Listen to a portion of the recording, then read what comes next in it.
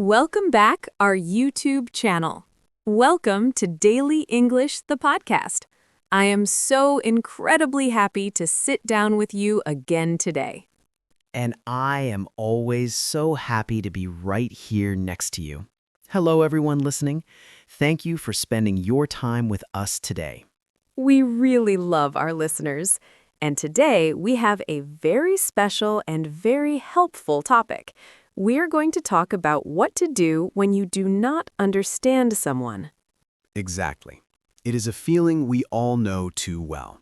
You're listening to someone speak English, and suddenly your mind just goes blank.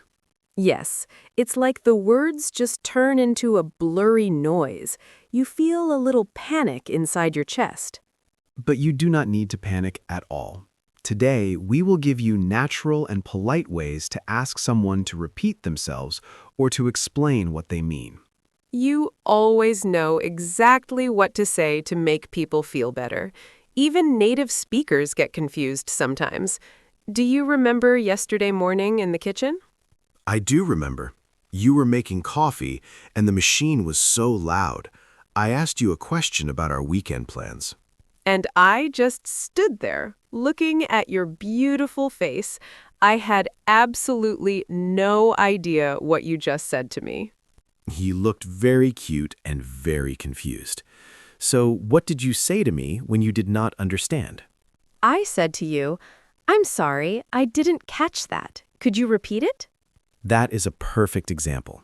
Let's break that down for our friends listening. I'm sorry I didn't catch that. Catch. C-A-T-C-H. Usually, you catch a ball, but in English, you can also catch a word or a sentence. If you don't catch it, it means you didn't hear it clearly or your brain didn't process it in time. Let's practice saying it slowly together. I am sorry. I did not catch that. Very good. And when you speak with a normal human flow, it sounds like, I'm sorry, I didn't catch that. It is such a polite way to ask for help. It places the blame on your ears and not on the other person. You're not saying they speak badly. You're saying you just missed it. Exactly, my love. It keeps the conversation very friendly. What is another way we can say this? And you always make me feel so smart. Thank you. Let us practice that word again. Clarify. Could you clarify what you mean? Another great phrase for the workplace or school is, could you elaborate on that? Elaborate. E-L-A-B-O-R-A-T-E.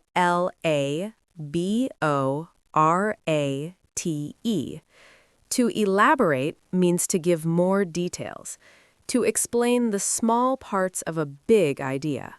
Let us do our slow practice. Could you elaborate on that? Notice how we use the preposition on. Elaborate on that. It is a very natural combination of words. You know, sometimes I do not understand you because I am just distracted by how wonderful you are. You are trying to flatter me so I forget the script.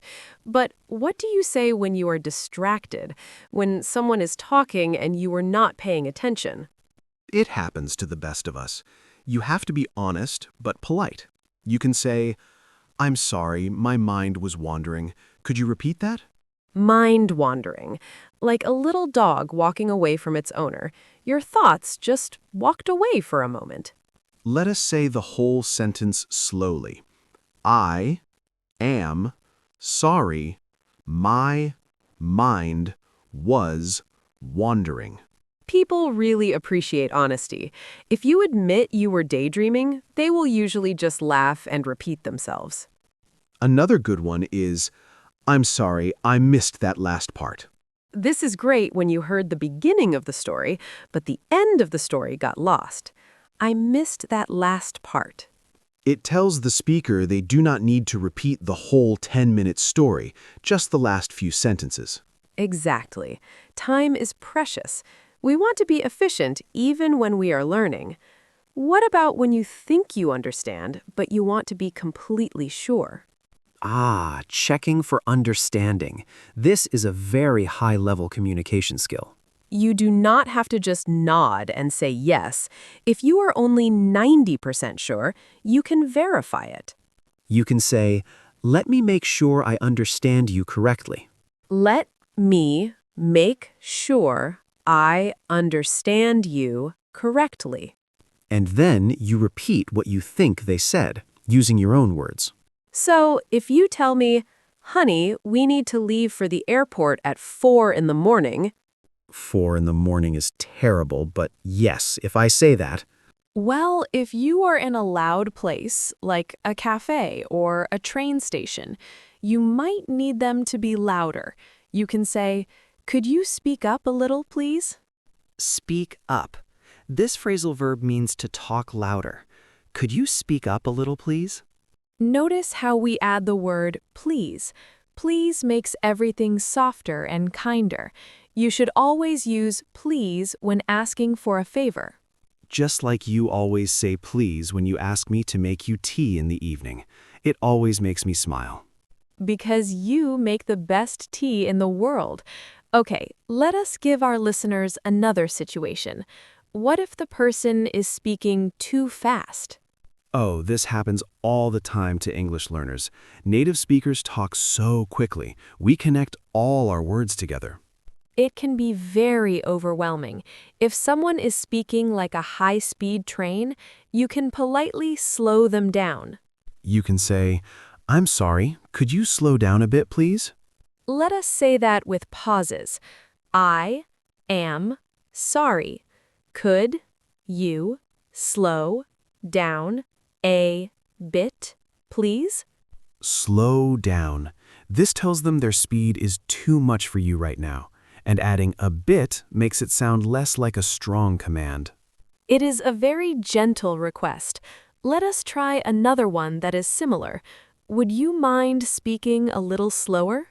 Would you mind? This is a beautifully polite phrase in English. We use it when we want to be extra careful not to offend anyone. Let us practice the slow version. Would you mind speaking a little slower? You are doing so well listening to us today. Remember, it's completely okay to ask people to slow down. Most people are very happy to help if you just ask kindly. Just like I am always happy to help you, even when you lose your keys for the third time in a week. Hey, we do not need to tell them all my secrets. But yes, you are wonderfully patient with me. Let us move to a different kind of not understanding. What kind do you mean? Give me an example.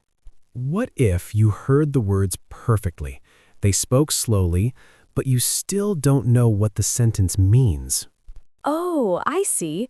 Like when they use a very big vocabulary word or a strange idiom. Yes, exactly that.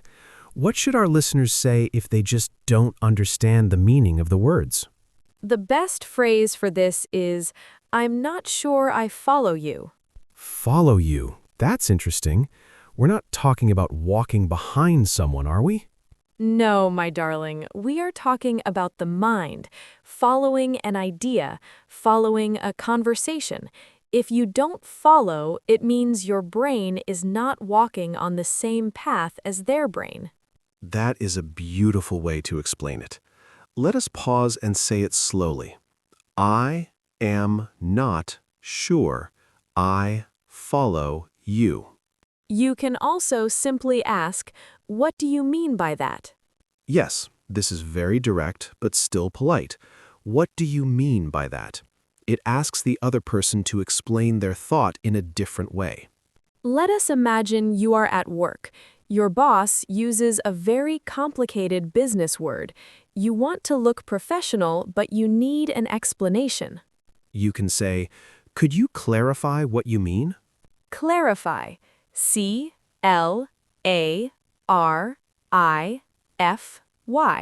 To make something clear, like cleaning a dirty window so you can see outside. I love the way your mind works. You always find the perfect picture to describe a word. I might say, Let me make sure I understand you correctly. We have to wake up at 3:30 in the morning? Yes, that is exactly right. You checked your understanding perfectly, even if it is bad news. Another way to do this is to say, so what you are saying is, and then you summarize their point.